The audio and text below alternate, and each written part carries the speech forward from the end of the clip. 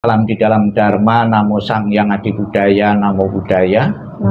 Dan salam sejahtera bagi Bapak Ibu saudara sekalian. Kepada orang tua yang baru saja meninggal,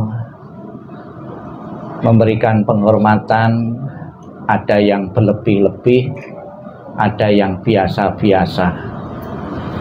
Namun tentunya kedua hal itu mempunyai tujuan yang sama, sebagai tanda bakti dan hormat kepada yang telah meninggal.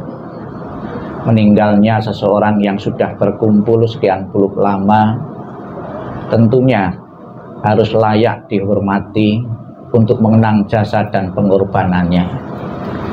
Memberikan penghormatan kepada yang meninggal bukan saja dilakukan oleh keluarga besar, namun juga keluarga-keluarga yang lain, relasi bisnis, usaha maupun pekerjaan juga ikut berbelasungkawa, merasakan simpatik kepada teman, kepada kawan yang sedang dirundung penderitaan, duka karena berpisah dengan orang yang amat dicintai. Dapat kita lihat banyak rangkaian bunga yang dikirim oleh relasi, kenalan, ya, baik putra-putri beliau maupun dari keluarga-keluarga kenalan ibu sendiri.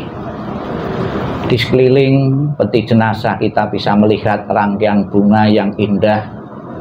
Ini tentunya juga sebuah bentuk penghormatan kepada almarhum sebagai tanda simpatik untuk selalu menjalin ikatan emosional dengan beliau. Di masa akhir kehidupannya saya sudah sepenuhnya memberikan penghormatan kepada almarhum. Semoga apa yang dilakukan keluarga membawa kepuasan dan kelegaan hati di masa-masa akhir ini, telah mendharma baktikan, telah berbakti kepada orang tua yang telah tiada, yang pernah berjasa di tengah-tengah keluarga. Di kalangan umat Buddha, di samping bunga sebagai hiasan dan dekorasi, bunga dimaknai sebagai simbol ketidakkekalan, ketidakabadian. Kita bisa lihat bahwa kentara sekali, kelihatan sekali perubahan dari bunga itu. Di bunga yang asli dipetik ya pagi, siang atau sore sudah layu. Ini sebuah peringatan bagi kita, sebuah pesan bagi kita bahwa kehidupan yang kita jalani ini adalah kehidupan yang tidak kekal, tidak abadi. Maka tinggi hati, kesombongan itu tidak perlu, karena semua adalah tidak kekal adanya. Kemudian di samping bunga sebagai simbol ketidakkekalan, juga disajikan aneka macam makanan, saji-sajian, bahkan tiap hari diganti. Sekalipun sebetulnya disajikan berapa kali pun makanan seenak apapun, juga tidak berkurang, tidak akan tetel juga. Namun bukan berarti tidak mempunyai nilai manfaat bagi yang telah meninggal. Yang telah meninggal, Ibu almarhumah tahu anak-anakku masih berbakti di saat detik-detik terakhir ini, masih memberikan perhatian, masih melayani. Itu akan membawa kondisi bahagia arwah. Kondisi bahagia arwah itulah yang akan mendukungnya seseorang telah di alam bahagia. Dan juga saya kira agama dari putra-putri beliau juga berbeda-beda. Namun di saat akhir kehidupannya beliau ini bisa bersatu, bisa berkumpul, doa sesuai dengan agama yang dianut oleh almarhumah. Semoga rasa toleransi dari putra-putri beliau juga akan membentuk bahagia dari arwah almarhumah, bahwa anak-anaknya masih memperhatikan dengan doa cara masing-masing maupun sesuai dengan agama Buddha. Bapak Ibu sekalian yang saya hormati, di dalam Dhamma ajaran Sang Buddha dijelaskan ada beberapa penyebab kematian. Jadi penyebab kematian biasanya yang umum dipanggil yang di atas. Di dalam Dhamma dibagi menjadi 4 penyebab kematian itu. Untuk memudahkan para umat untuk mengerti dan memahami tentang penyebab kematian ini, Sang Buddha menggunakan perumpamaan matinya api lilin atau pelita itu disebabkan karena 4 faktor. Faktor yang pertama karena sumbunya habis, itu apinya mati. Yang kedua, karena minyaknya habis, itu apinya bisa mati. Kemudian yang ketiga, berbarengan, api berbarengan, minyak dan sumbu itu bersama-sama habis, itu menyebabkan apinya mati.